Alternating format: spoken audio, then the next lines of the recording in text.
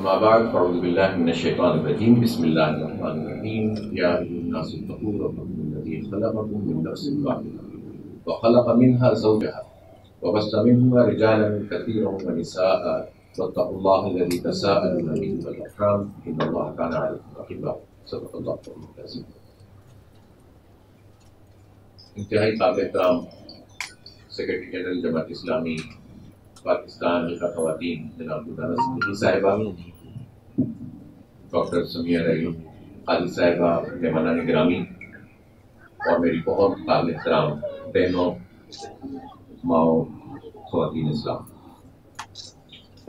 सूरह निसा की मैंने पढ़ाई आयत आपके सामने तिलावत की और ख़ास तौर पर इस आयत का इंतख़ाब इसलिए भी कि जो खुतबा निकाह पढ़ा जाता है उनमें से जो 3 मकामात से रसूल अकरम सल्लल्लाहु अलैहि वसल्लम खुतबा दिया करते थे, आयत तिलावत फरमाते थे और 1400 साल से मुसलमानों में ये राइज है।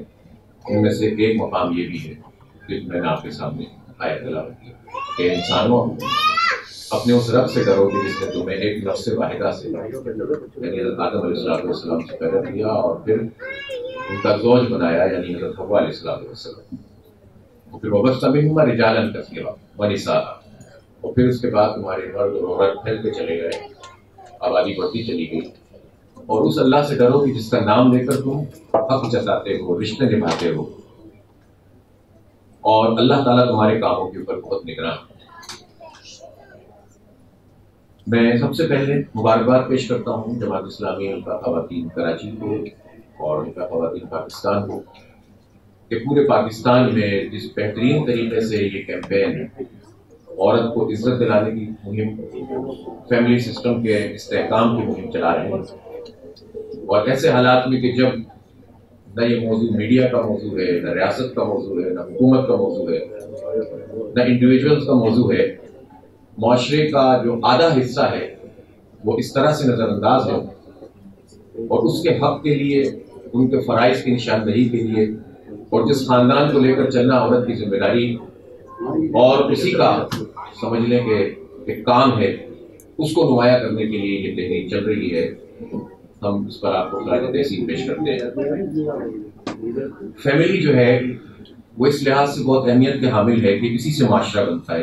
4 चीज़ें हैं, फ़र्द है, ख़ानदान है, माशरा है, रियासत है। इसी पर पूरी इंसानियत कायम है। हर इंडिविजुअल की अपनी हैसियत होती है और उसी से ख़ानदान बनते हैं और ख़ानदानों से माशरे वजूद में आते हैं और फिर रियासत का पूरा ढांचा और निज़ाम बनता है। चारों सतह पर इस्लाह का काम ये अल्लाह ताला की तरफ से हमारी जिम्मेदारी है ताकि माशरे में फसाद ना हो, माशरे में खराबी ना पैदा हो, माशरा जो है वो तबाहली का शिकार ना हो, इंसान इंसानों के ऊपर हाकिम ना बन जाए। खुदा की हाकिमियत कायम होगी तो इंसानों पर से इंसानों की हाकिमियत खत्म हो जाएगी।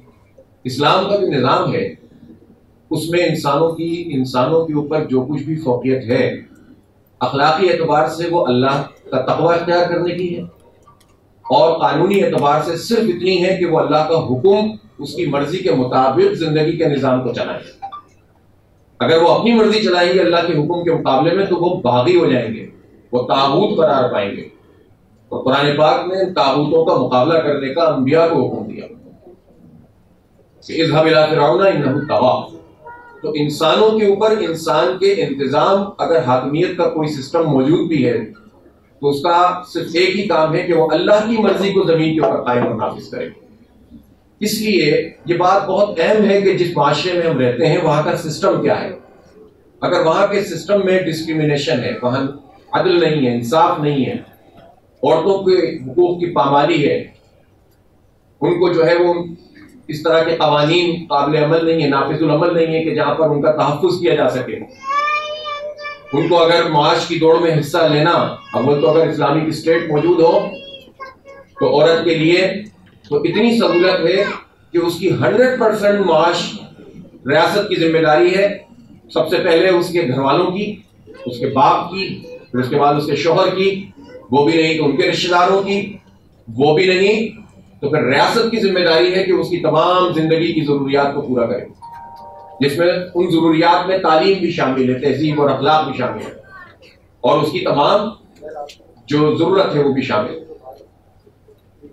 نبی پاک صلی اللہ علیہ وسلم نے فرمایا کہ باپ اپنی اولاد کو جو سب سے اچھی چیز دے سکتا ہے وہ اچھی تعلیم اور تربیت ہے.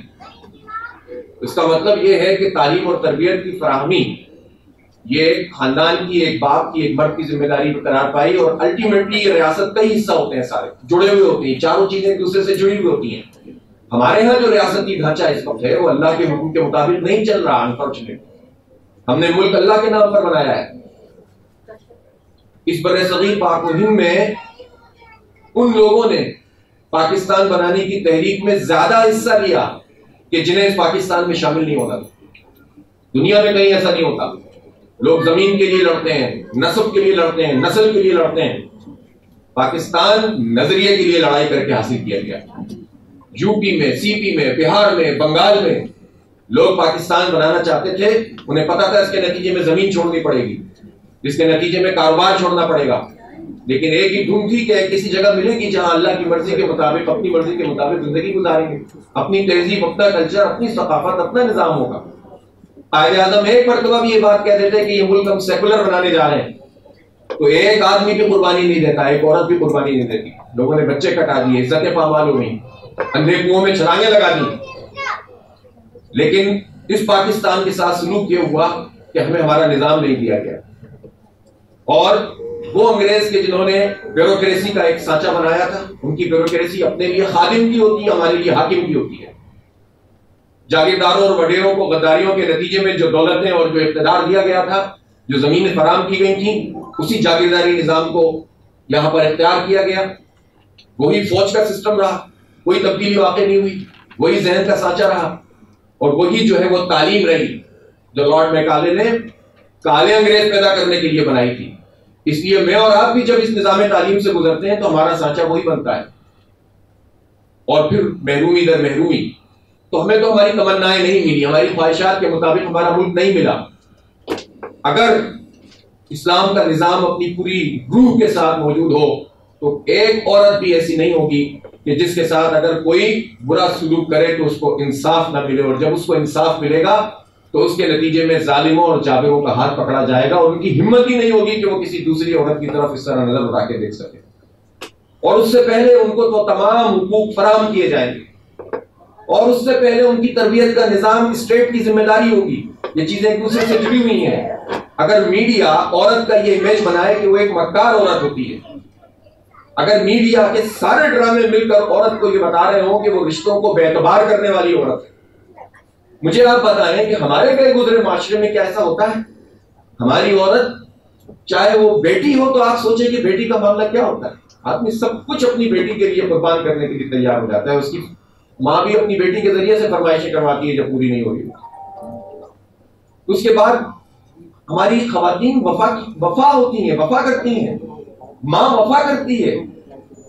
لیکن یہ کیا بات ہے کہ جو 90%، 95 کیا 99% وفاداری چل رہی ہے، تو ہمارا میڈیا کون سے کلچر کو دکھاتا ہے جس میں بے وفا بناتا ہے عورت، بے اعتبار بناتا ہے، رشتوں کا تقدس پامال کرتا ہے. ہم خاندانی نظام میں رہنے والے لوگ ہیں. ہمارے ہاں جوائنٹ فیملی سسٹم بھی ہوتا ہے اور جوائنٹ فیملی سسٹم نہیں بھی ہوتا، لیکن خاندان تو ہوتا ہے. ہمارے ہاں نانا نانی، دادا دادی، چاچا چاچی، تایا تائی، خالہ خالو، ان کی ایک اہمیت ہوتی ہے. ہمارے یہاں تو سب کے نام بھی الگ الگ ہیں. بعض زبانوں کے اندر تو نام ہی یعنی جو ہے وہ چچا اور جو ہے وہ تایا کے لیے ایک ہی چیز استعمال ہوتی ہے. کتنی زبانیں ایسی ہیں. ہمارے یہاں تو اتنی زیادہ زبردست قسم کی چیز موجود ہے.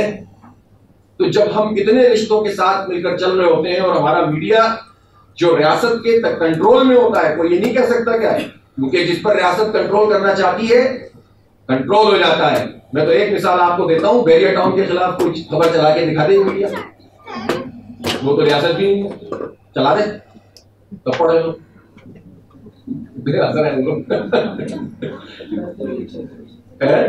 اب تو مطلب نہیں چلا سکتے نا. اس کا مطلب ہے کہ ان حالات جب کہتے ہیں آزاد ہے آزاد ہے تو بھی آزاد نہیں ہے.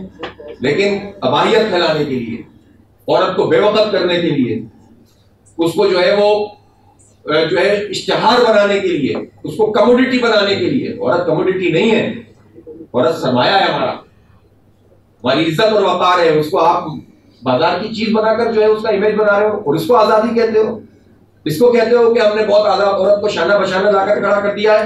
اس لیے ہم یہ سمجھتے ہیں کہ ریاست اگر بنیادی طور پر ہمارے اصولوں کے مطابق ہو تو اس کے نتیجے میں امپاورمنٹ بڑھے گی عورت کی، خاندان جو ہے آگے بڑھے گا، رشتوں کا تقدس بحال ہوگا، تو یہ سب چیزیں ختم ہونا شروع ہو جائیں گی۔ اب اتنے سارے مسائل میں ہم عورتوں کے لیے جب بات کرتے ہیں، چلیں آپ چھوڑیں پاکستان، اس وقت آپ بات کریں کراچی شہر کی۔ اگر ہماری 3 کروڑ سے زائد آبادی ہے تو آدھی تو خواتین ہیں۔ میں پوچھنا چاہتا ہوں ان تمام لوگوں سے جو عورتوں کی امپاورمنٹ کی تحریکیں چلاتے ہیں، کراچی میں بچیوں کی تعلیم کا سرکاری انتظام کیا ہے؟ کراچی میں بچیوں اور عورتوں کے لیے ٹرانسپورٹ کا نظام کیا ہے؟ کراچی میں سرکاری سطح پر عورتوں کی ملازمتوں کا حال کیا ہے؟ ٹیچرز کی ٹریننگ کا سسٹم کیا ہے؟ کیا نظام ہے ہمارے یہاں پر؟ اگر پرائیویٹ سیکٹر کے اندر بھی عورتیں جاب کر رہی ہیں تو ان کی سیلری اور مرد کی سیلری الگ الگ کیوں ہوتی ہے؟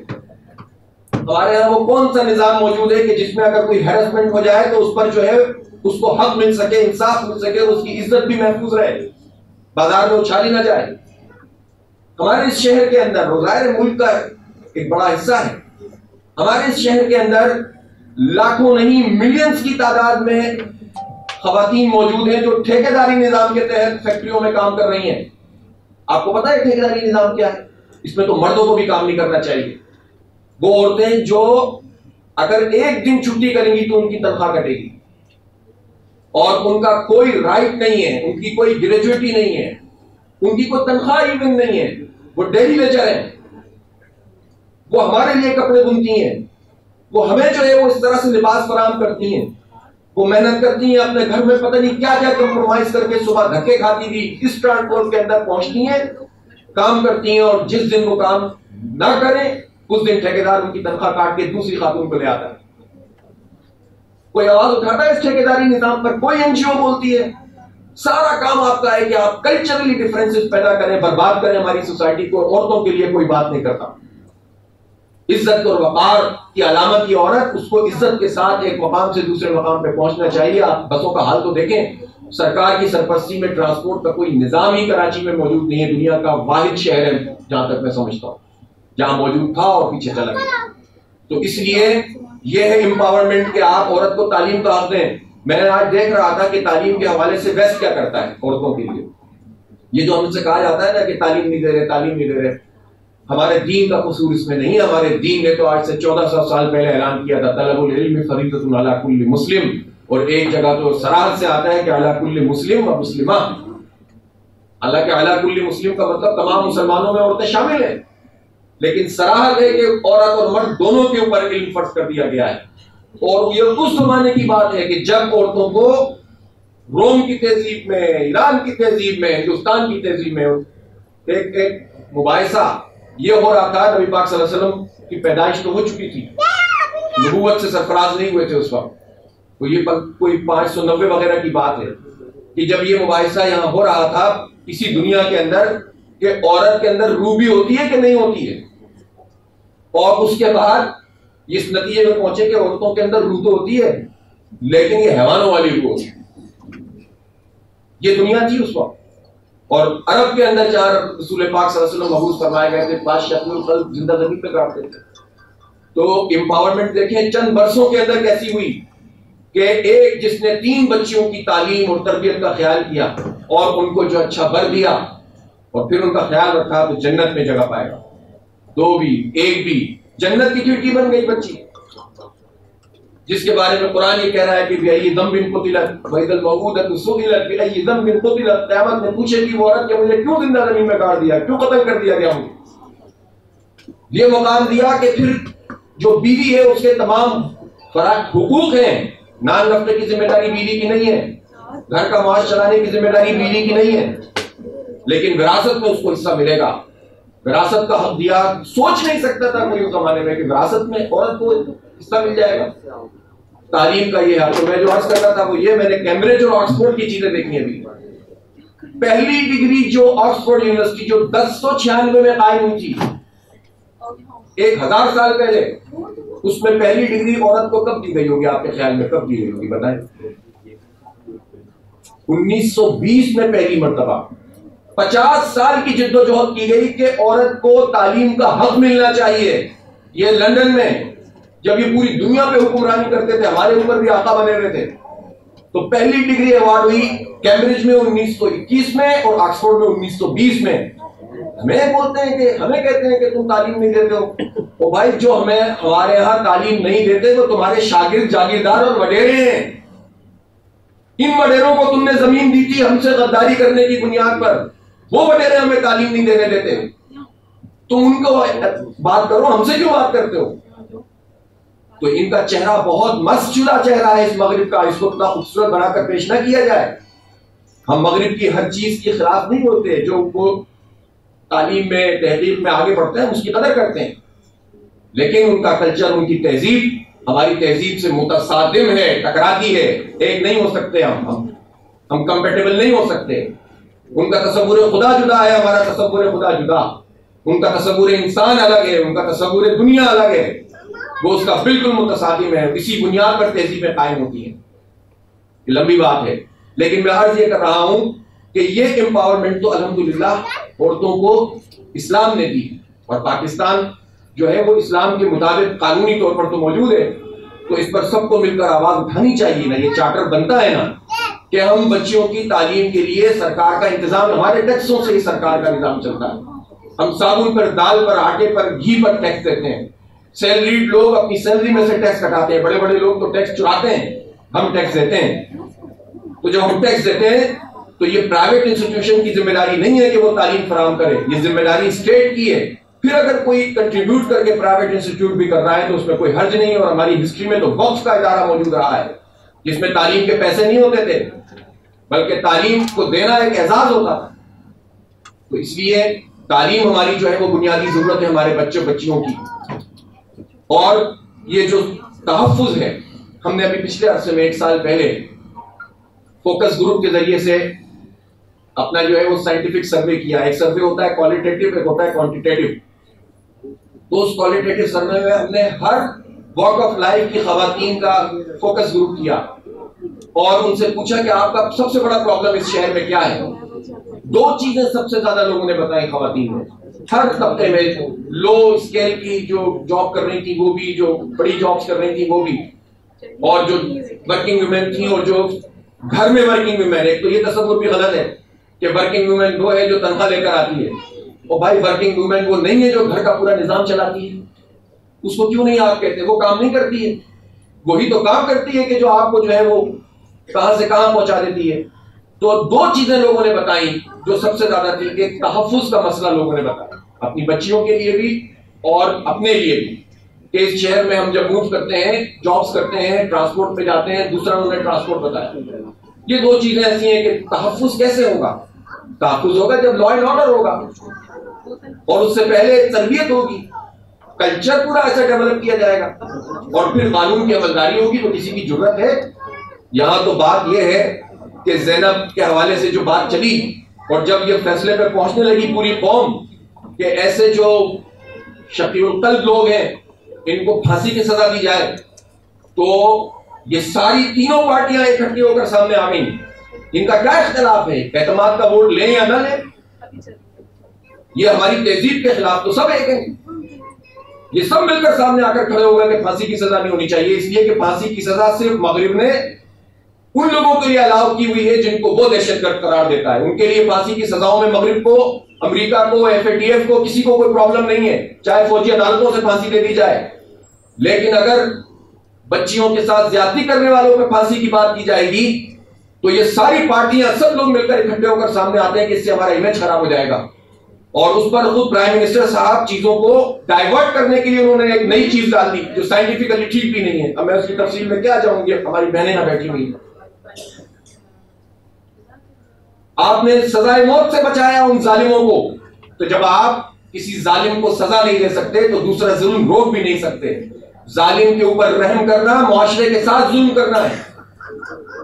تو قانون پہ قانون نہیں بناتے، عمل درآمد نہیں کرتے، اس طرح کا کلچر پروموٹ نہیں کرتے، اور پھر اس کے بعد جب پریشانی میں کوئی نکلتی ہے، میں اس میں اپنی بہنوں سے ایک بات ضرور کہنا چاہتا ہوں کہ اپنی پرائرٹی، کتنی خوبصورت بات تھی جو سمیہ باجی بتا رہی تھیں جلال الدین عمری صاحب کی، کہ خاندان کے قرار، کتنی بڑی بات ہے۔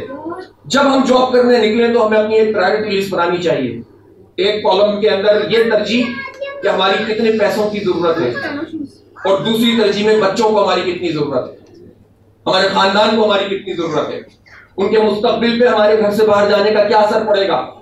اگر آپ کی فہرست کے اندر ان حالات میں کہ جس میں ظلم کا نظام ہے، فساد کا نظام ہے، اسٹیٹ خواتین کا احترام نہیں کر رہی ہے، تو معاش کی ضرورت بنتی ہے، مہنگائی بڑھ رہی ہے، بے روزگاری بڑھ رہی ہے، لیکن یہ پرائرٹی کیس ٹو کیس ہر ایک کو دیکھنی ہوگی کہ بچوں کے ساتھ رہنا زیادہ اہم ہے یا اتنی مجبوری ہو گئی ہے کہ ان کو کچھ عرصے کے لیے چھوڑ دیں اور اپنی معاش کو پورا کر کے اپنے کام پورے کریں۔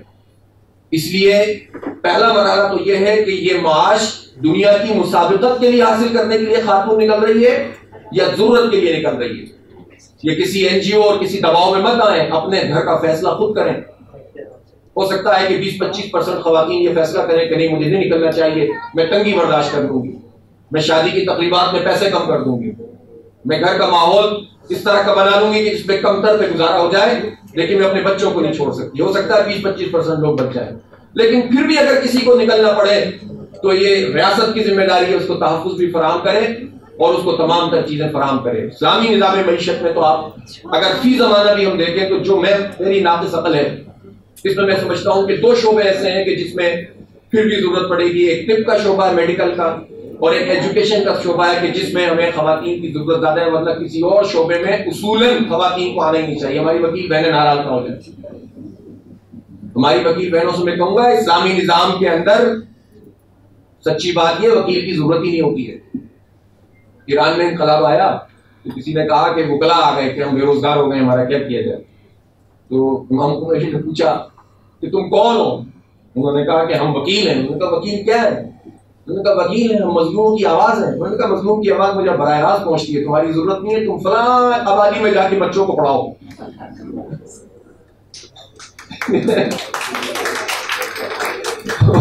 معذرت کے ساتھ آپ علم میں ترقی کریں، آپ قانون پڑھیں، آپ جو ہے سب کچھ کریں، لیکن اگر فی زمانہ اگر واقعی اسلام کی اصولوں کے مطابق اسٹیٹ قائم ہو تو 2-3-4 شعبوں کے علاوہ بہت زیادہ آپ کو باہر نکلنے کی ضرورت نہیں پڑتی۔ ایک اور بات، خود اس وقت میڈیکل میں بھی اور انجینئرنگ میں بھی اور مختلف شعبوں میں ویسٹ کے اندر خواتین کی یونیورسٹیاں اور کالجز موجود ہیں بڑی تعداد میں۔ ہم اگر یہ بات کریں تو ہم جو ہے بیکورڈ قرار پاتے ہیں، تو یہ چیزیں بھی آپ کو اٹھانی چاہیے۔ اب تو مسئلہ کیا ہو گیا کراچی یونیورسٹی میں، ہمیں مردوں کی یونیورسٹی کا مطالبہ کرنا پڑتا ہے، 80-90% جو ہے وہ لڑکیاں ہو گئی ہیں اور دیر بھی بہت ہو گئی ہے۔ تو اس لیے ہمارا مطالبہ یہ ہے کہ اس شہر کے اندر خاص طور پر اور پورے پاکستان میں خواتین کے حقوق کا تحفظ بھی کیا جائے، ان کو عزت فراہم کی جائے، ان کو احترام دیا جائے، ان کی تعلیم کے لیے جو ہمارے پیسوں سے پلنے والی حکومتیں ہیں وہ پیسہ وہاں پر لگائیں۔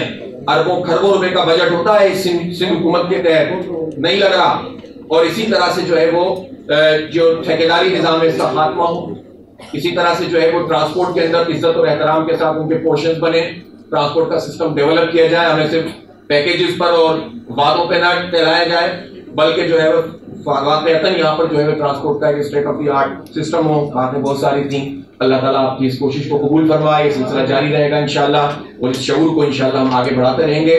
آخری بات یہ ہے کہ اپنے دین کے اوپر اعتماد پیدا کریں۔ جس اللہ نے ہمیں پیدا کیا ہے اسی نے مرد اور عورت بنایا ہے نا، وہ جانتا ہے کہ عورتوں کی ضرورت کیا ہے۔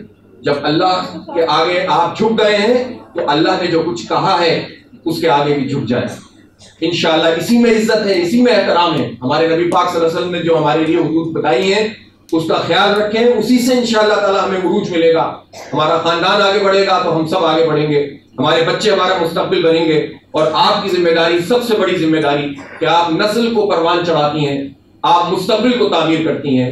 وآخر دعوانا الحمدللہ رب العالمین۔